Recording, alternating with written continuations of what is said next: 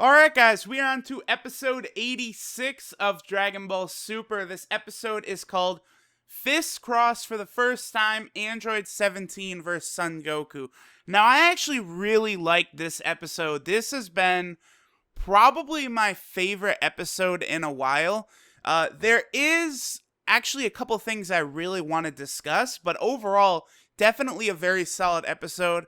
And I like the way that as we're moving forward, they're still maintaining this slow and steady pace so that we're able to absorb a lot of this info.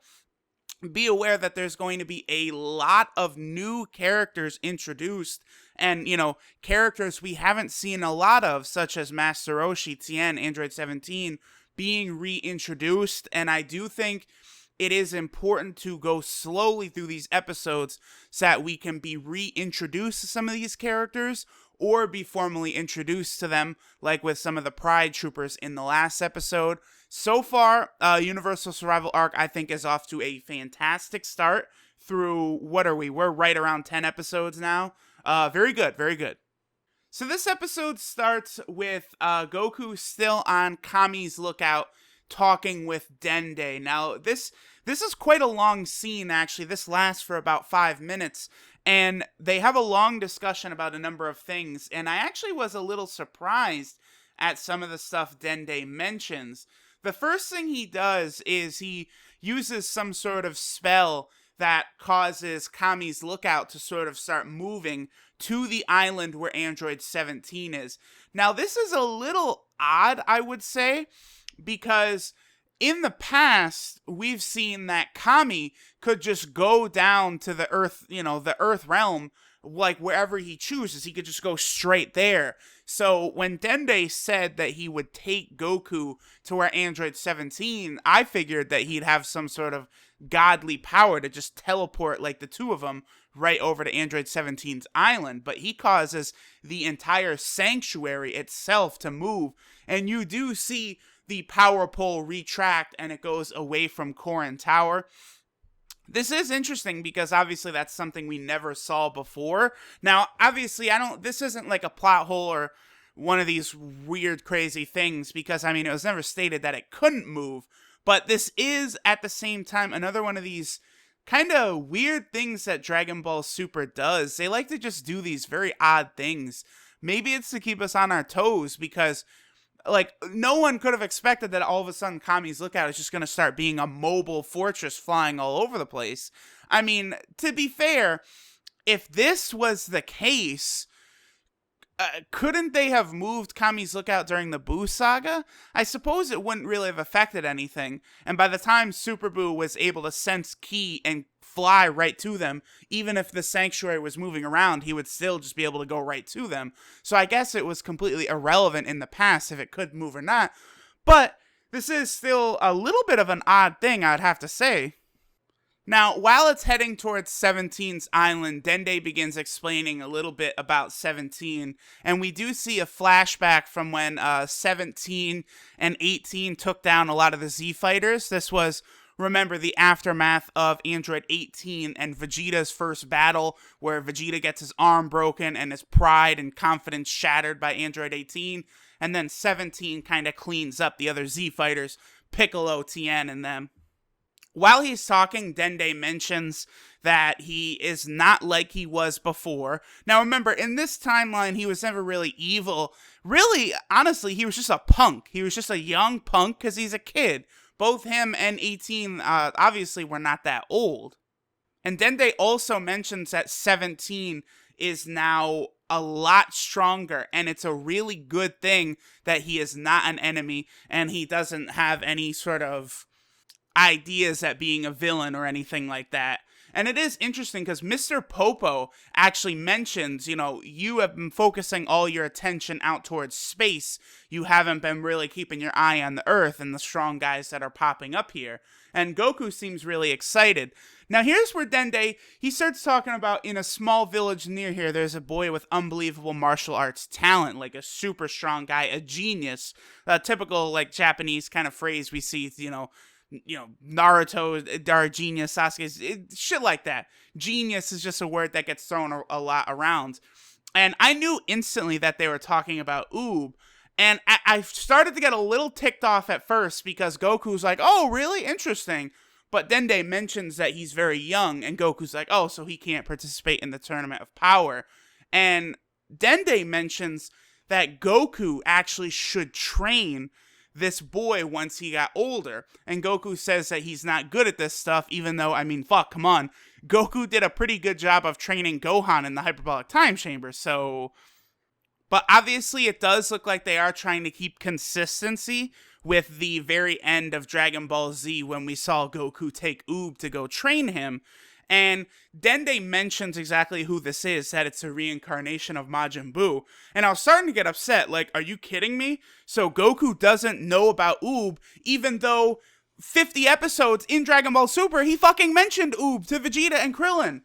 They are not gonna do this shit. But after Dende mentions that he's a reincarnation of Buu, Goku goes, oh yeah, I know about him. And I was like, oh, okay, good. They can't be fucking with us this much. And just right around that time, that's where the sanctuary finally reaches where 17 is. And Goku flies down to the island to find 17. I would say this was an interesting scene. I didn't expect them to bring up Oob because honestly, man, I don't want to talk bad about anyone, or I don't want to kind of like, I don't know, look down on people, but I would think people would be smart enough to realize Oob is obviously not going to be a factor. He's still going to be like 2 years old, 3 years old. But I remember when this arc was announced, many people were like, where is Oob? Where's Pikkon? All these names. Obvious reasons that these guys can't be in the tournament.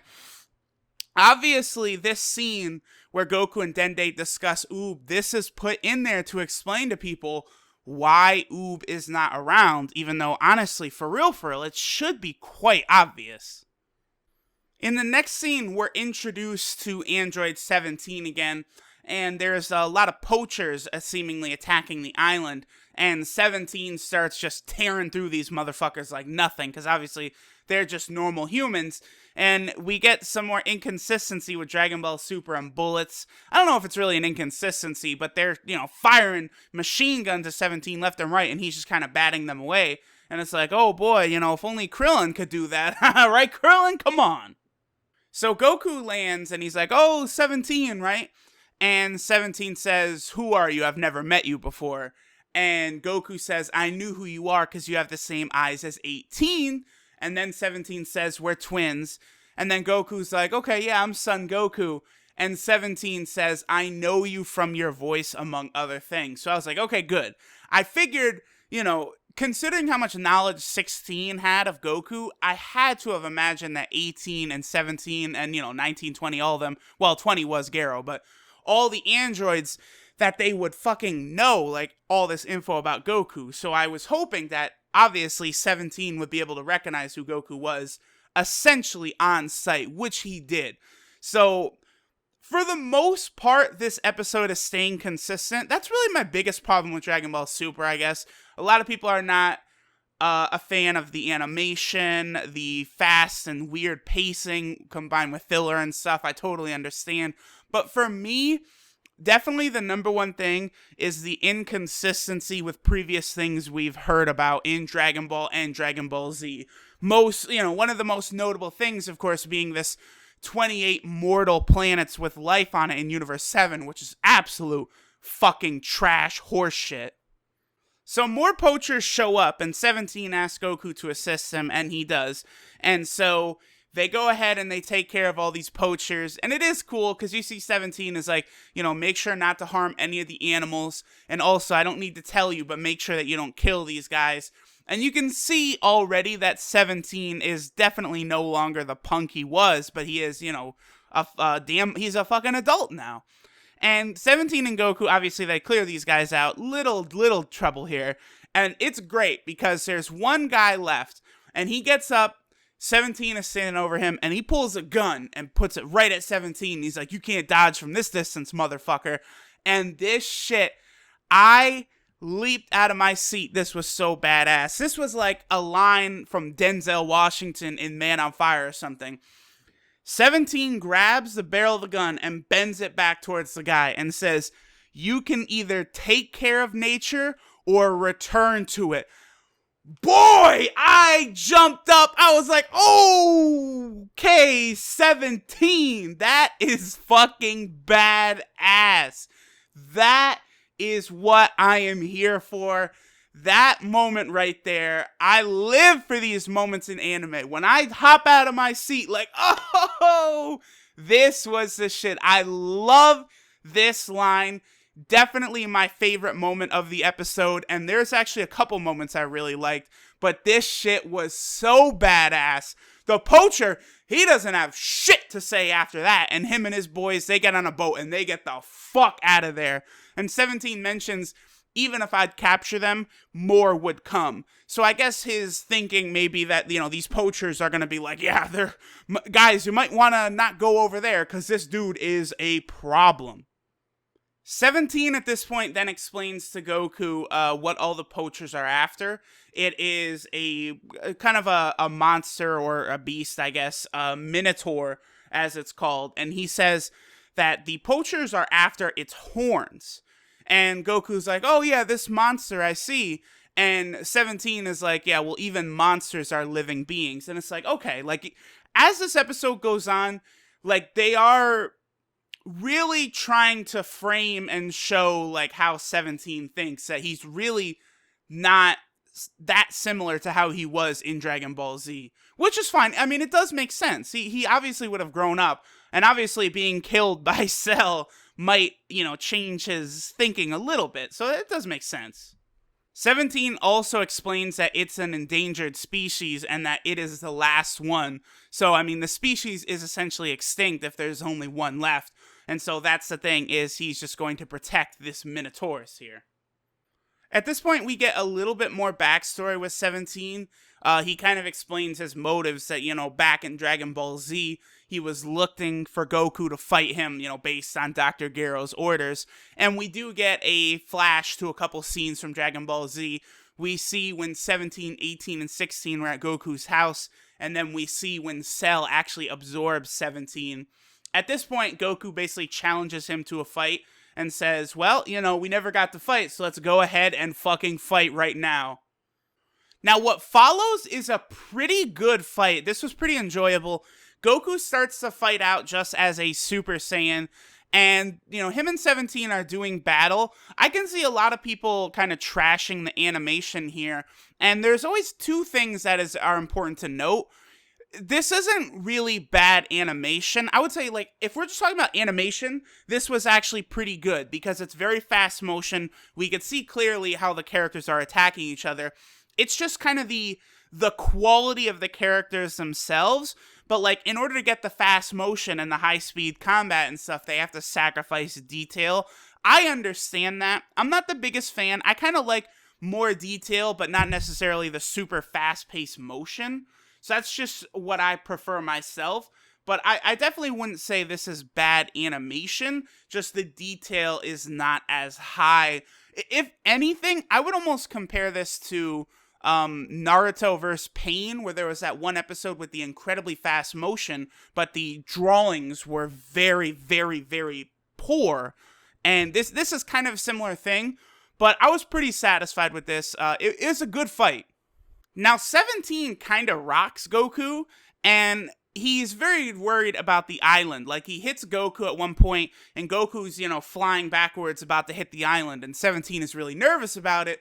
But, you know, Goku recovers, and eventually they go way high up above the clouds to try and get away from the island. And at this point, Goku goes Super Saiyan Blue, and 17's like, oh, so you were holding back, huh? And Goku says, yeah, but you are too. Let's go at full power now. And he charges Kamehameha and fires it off towards 17. And as soon as he fired it and 17 didn't move, I knew exactly what he was going to do. And he did it. He activates his barrier, which we have seen several times before, you know, most notably in his fight with Piccolo. And he basically tanks the Kamehameha. And then him and Goku, they kind of do like a fist clash. And it's pretty clear. I mean, 17, this is not like Goku and Krillin, where Krillin is able to withstand a little bit of Goku's, you know, Super Saiyan Blue's Goku's Kamehameha. 17 is straight up fighting equally with Super Saiyan Blue Goku. So this is absolutely insane. At this point, it's almost like it's pointless to really harp on it, but 17, you guys gotta understand, 17 is ridiculous now. If he's able to fight equally with Super Saiyan Blue Goku at all, like, holy shit, what the fuck has this man been doing? Clearly, he's been going under the same training regimen that Frieza has. Fuck. And Goku says, he's like, wow, yeah, I'm glad, Dende was right, I'm glad you're not an enemy. And 17 says that if they had fought back during Dragon Ball Z, 17 would have lost. And it's then kind of revealed, Goku says that neither of them were fighting at their full power still. Obviously, because I do think Goku does have another form that he hasn't busted out yet. But we haven't seen 17's potential either, which is crazy to me. Then after this, there's a scene with Goku and 17. They're sitting by a fire. And 17 kind of explains, you know, he got resurrected by the Dragon Balls, he got a wife, he has some kids. Goku's very insistent on seeing 17's family. 17 pulls out a phone and shows Goku his family. We don't actually get to see it, but Goku does. 17 then wants to know, like, okay, Goku, why are you here? Time to explain. And the scene cuts over, we see Beerus and Whis for a second. There's nothing to this scene, we just see Beerus eating. And then it transitions back to Goku and 17, and at this point, Goku has finished telling the whole story. So that was nothing but kind of like a transition slide. At this point, 17's like, okay, yeah, you want me to enter the tournament? And Goku's like, yeah, please. And 17's like, nope, motherfucker. And Goku is still talking about this bullshit with the 10 million Zenny. I don't understand why he continues to go to this terrible, terrible excuse. But 17 says, like, he doesn't need money. He has a well-paying job already, and he's protecting the island. You know, while he's gone for the tournament, there's no guarantee that poachers wouldn't come, basically ruin the island, kill the animals. And Goku says that he'll get Goten and Trunks to do it. And it is cool, because Android 17, he's like, okay, I know who Trunks is, but who's Goten? And Goku says, he's my son, he's super powerful, he can get the job done. And 17's like, no, this job is not about being powerful, and he walks off. I would say, personally, from what we've seen in Dragon Ball Z, Goten is very good with the animals, kind of like, you know, young Goku and Gohan were. So I actually do think Goten and Trunks protecting the animals from poachers on this island, that is actually a good idea, and definitely I do think would work. So, I mean, that's a solid idea by Goku. Now, 17 is like, nah, fuck off. And he starts to leave. And then Goku's like, but wait, you know, our fate, everyone's fate is on the line. And then this is so good. 17 just kind of stops and he's like, fate. And like, he gets a super serious look. And he's like, all right, motherfucker, time for you to start telling the truth here. Goku finally relents and says, you know, Gohan told me not to tell anyone, but the universe will be erased if we lose. And 17, surprisingly, is kind of like, well, if everyone is going to get erased together, then there's nothing we can do about it, and he walks off. Then the last shot of the episode that we see is aliens showing up to come get the Minotaur. They specifically mention the Minotaur and other rare monsters on that island 17 is protecting, and the episode ends. So at the end of the episode, I do like 17, you know, I guess I can understand what he's saying. Like, you know, it's not like I guess he's saying I can't protect anyone if we're all going to go down together. Although, I mean, you should at least make an attempt, 17. Now, obviously, I do think Goku is going to win him over. That part's fine, whatever. Really like this episode. But the very last scene, we got to talk about this for a second. You guys remember, I've already mentioned it once in this review. A couple episodes, the Kaioshin said that there was only 28 mortal planets with life, alright? So why the fuck are they showing us an alien spaceship with aliens we haven't seen before? Why? There's only 28 motherfucking planets.